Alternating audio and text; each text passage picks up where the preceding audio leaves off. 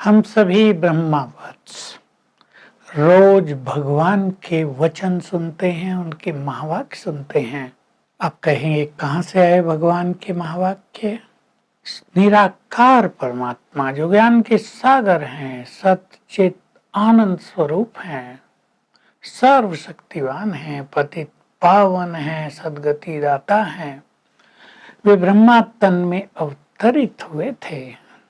उनके मुख से उन्होंने संपूर्ण ज्ञान दिया और ब्रह्मावत्सों ने वे प्रभु वचन सुने। उन्हें ईश्वरीय महावाक्य कहा जाता है, मुरली कहते हैं, उन्हें ज्ञान मुरली कहते हैं। ये मुरली जीवन दायिनी है। हम सत्य को ढूंढते नहीं हैं क्योंकि आत्मा तृप्त हो जाती है, महसूस हो जाता है, डीप रियलाइजेशन हो जाता है हमारा घर परम धाम है, ब्रह्मलोक है, वही मुक्ति धाम है, मुक्ति में हम वहीं थे, वहीं से हम आए हैं। संतुष्ट हुए हम। देवी देवता कौन हैं? ये कहाँ चले गए? किसने उनको देवी देवता बनाया था? नारायण को नारायण किसने बनाया? किसी को पता नहीं। भगवान ने बनाया था। भगवान ब्रह्मा विष्णु शंकर के भी ऊपर है, निराकार है। तो भगवान ने आकर हमें संपूर्ण और सत्य ज्ञान दिया, सरल शब्दों में दिया, उसको कॉम्प्लिकेटेड नहीं किया।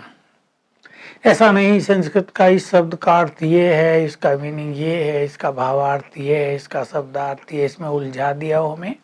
सीधा ज्ञान, तुम आत्माएं हो, आत्मा यहाँ रहती है, आत्मा अति सूक्ष्म है, मूल रूप से आत्मा पवित्र है, बहुत शक्तिशाली है, आनंद स्वरूप है, ये तुम्हारा वस्त्र है, तुम ये देह रूपी वस्त्र बदलते आए हो।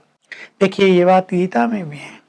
गीता में बहुत सारा ज्ञान है, लेकिन वो भी इतना उलझा हुआ है, उसमें इतनी मिलावट हुई है कि सत्य ज्ञान जैसे प्राय लोप हो गया है और मनुष्य को ये पता नहीं चलता कि करना क्या है।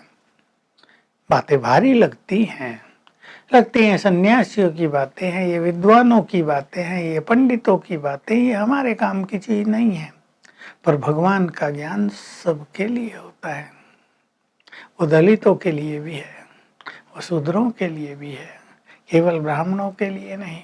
जो भगवान के पास आ गया वो उसके ज्ञान का अधिकारी हो गया। तो हम सभी को ये परम सौभाग्य मिला कि भगवान शिक्षक बनकर हमारे पास आए, हमें राह दिखाई, परम सदगुरु बनकर हमारा साथ दिया।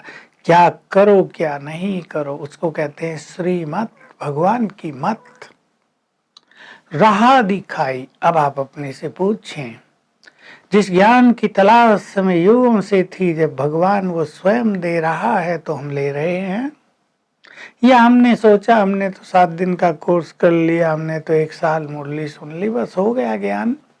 ज्ञान बहुत गुह्य है।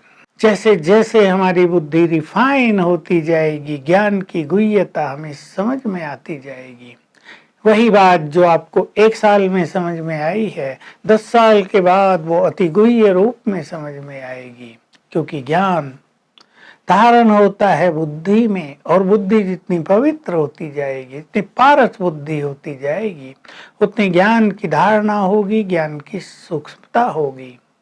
तो हम ये ना सोचे हमें तो पता चल गया मैं आत्मा हूँ, हमें तो पता चल गया क्या करना, शिव बाबा से योग लगाना, इससे काम नहीं चलेगा। ये पता चलना नहीं है, ये तो बहुत थोड़ी नॉलेज है।